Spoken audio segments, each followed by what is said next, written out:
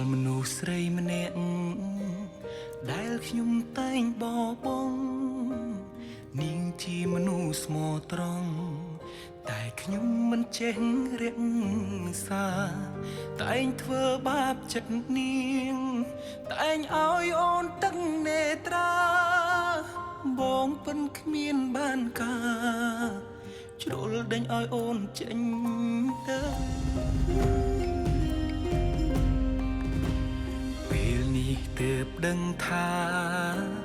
បងបានសាងកំហុសតែងតែស្ដីបន្ទោគ្រប់ពេលរករឿងជីវ៉ាអូនគឺជាមនុស្សល្អអូនទ្រាំដើម្បីស្នេហាបងលប់លែបាតផ្សាមិនដែលយល់ពីថ្លៃមនុស្សអាត្មានិយមដូចជាបង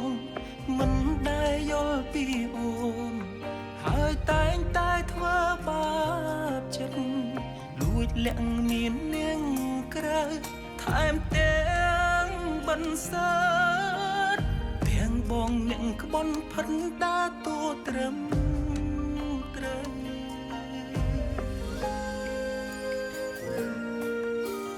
ពេលនេះហួសអស់ហើយបានត្រឹមដឹងគុំខ្ញុំបបងមនុស្សស្មោះឈួតនឹងគ្មានពាក្យហាស្ដីចង់ត្រឡំក្បែរអូនចង់សូមឲ្យអូនអភ័យស្របពេលស្ងួនមានថ្មីទើបដឹងថាស្ដាយក្រោ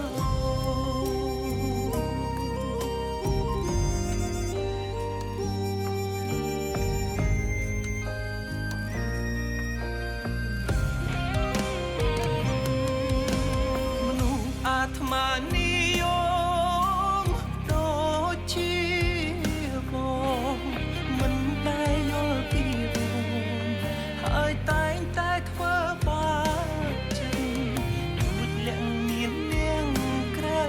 ហើយទាំងបន្សើតទាំងបងនាងក្បន់ផិនតាតួត្រឹម